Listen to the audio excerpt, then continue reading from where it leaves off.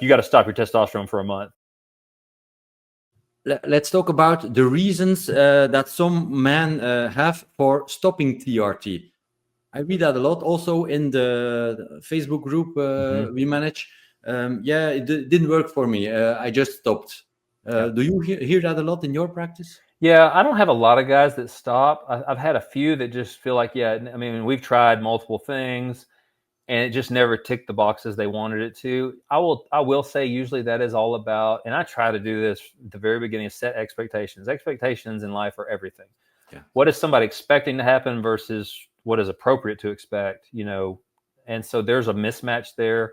A lot of guys think that when they get on testosterone, it's going to turn them into Arnold Schwarzenegger, or they're going to be this way in the gym, or they're going to look this way, or they're going to want to have sex with their wife now every day. And it's like, that's not true.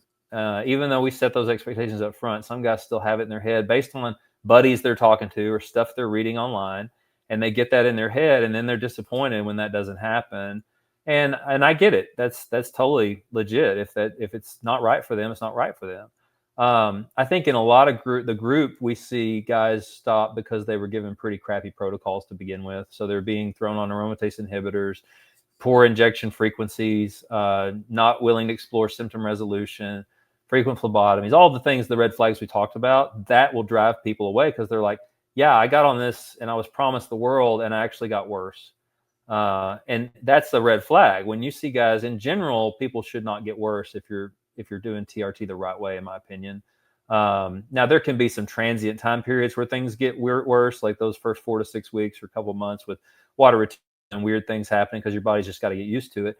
That would be another reason people probably prematurely stop, is they're not willing to give it enough time. A lot of guys think that these results are going to come quicker than they should. And then they get frustrated. They're like, oh, I had a guy who was like on it 2 weeks. He's like, I don't feel any different. I'm like, I know, we talked about this many times. Like, you're not going to feel different yet. This is a long haul thing, and you still have to work on your lifestyle.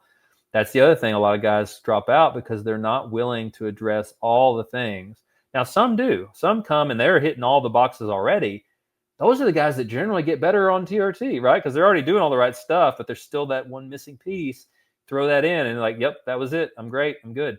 But these guys that like you try to really talk to about all their multifaceted variables in their life, and they acknowledge it, but then they get on the testosterone, they just want it to do all the work. And then they get disappointed when that doesn't happen. And I'm like, have you changed your diet? Show me what oh, well, no, we're still busy. We're still doing. I'm like, there's no excuses. Those are excuses, but you can overcome them. Like, you just have to want it.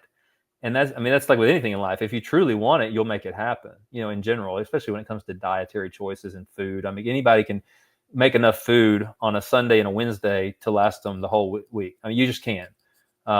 It doesn't have to be anything fancy. I ate ground beef and rice for lunch every day and I got leftover the next day. It's not hard. It takes me 10 minutes, to do that. So I do think that's a big part of it, though, is and that's not just in the hormone world. That's in a lot of things in life, is expectations are not properly set, and then people get disappointed when their own expectations aren't met and they drop out. And it's like, well, you had the wrong expectations on that. That's not everybody. There are some people it just doesn't work. It doesn't tick the right boxes for whatever reason. A lot of guys will drop out for fertility purposes because they're told they have to. Not in my clinic. I've had a few that do it on their own and then come back and tell me, and I'm like, why didn't you reach to me? like I can walk you through this, that's why I'm here. That's part of the model. I'm available all the time. Cause I would tell them, no, we can do FSH, HCG, all these other things. And it works almost every time. So, but a lot of guys are ripped off their testosterone from their providers to quote unquote regain their fertility. And then they feel like crap. Yeah. So that would be another dropout, even though it's not really necessarily a voluntary one, probably on their part per se, but they're being fed something that's not true. And the same thing with hematocrit stuff. Like, they'll be told you've got to, I see primary care providers all the time that'll tell people, they'll check their hematocrit and it'll be 54, and they're like, you got to stop your testosterone for a month. It's like, what is wrong with you? What are you talking about? Like 10 years ago, 55 was top of normal range. Like, first of all, but they don't even know that. So it is what it is. But those would probably be the main reasons for dropout. I would say poor protocol and wrong expectations. And could it also be that they don't feel optimized yet because they need some other hormone optimized, like DHEA or pregnenolone? Maybe I haven't quite seen that yet as far as the dropout part. I've had a few guys where we did add like pregnenolone and that ticked the one remaining box, but they were never going to stop their TRT because Okay. of that. Yeah, that Mm. was an extra thing where you're trying to tease through and go, well, can we find something else that might tick that box?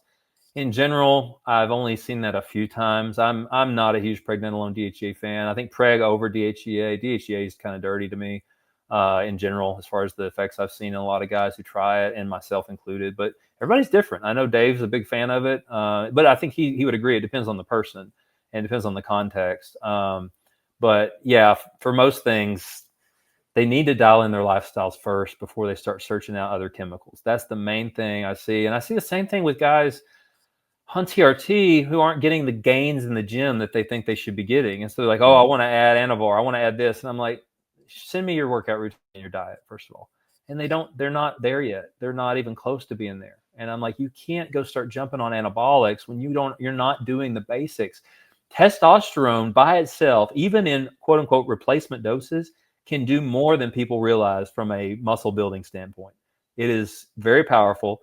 I am able to lose fat without losing muscle in a calorie deficit on testosterone cream by itself, nothing else.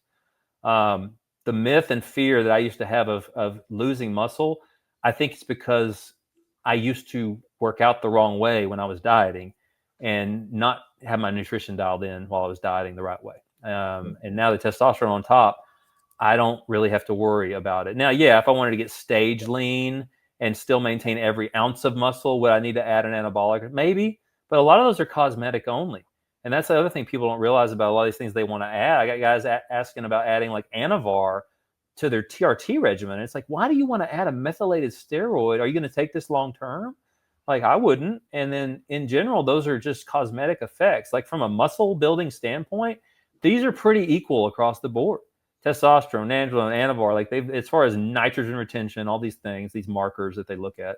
But it's the other effects people are after that they want to take. So a cosmetic effect from an oral, well, fine if you're getting ready for a photo shoot or a competition, but something just to be on it, like no, just work out harder, bump up your testosterone. If you're gonna, if you're gonna go the underground route, try testosterone first. I mean, really. And if you can't tolerate it, okay, fine, try something Mm. else. But in general, people just want to add stuff to add stuff. I think because they feel it's the FOMO, right? It's their fear of missing out, and they Yeah. hear all these people constantly talking. I used to have that in the performance world, in steroid world. You always want to do these exotic cycles, try these different things, and at the end of the day, the meat and potatoes basics works. Low and slow works. You don't need these gram plus unless you're at that high level. But if you're just a gym rat wanting to look better, man, a little goes a long way. You just need to dial in your nutrition and your training and your stress and sleep, and the hormones are just the icing on the top.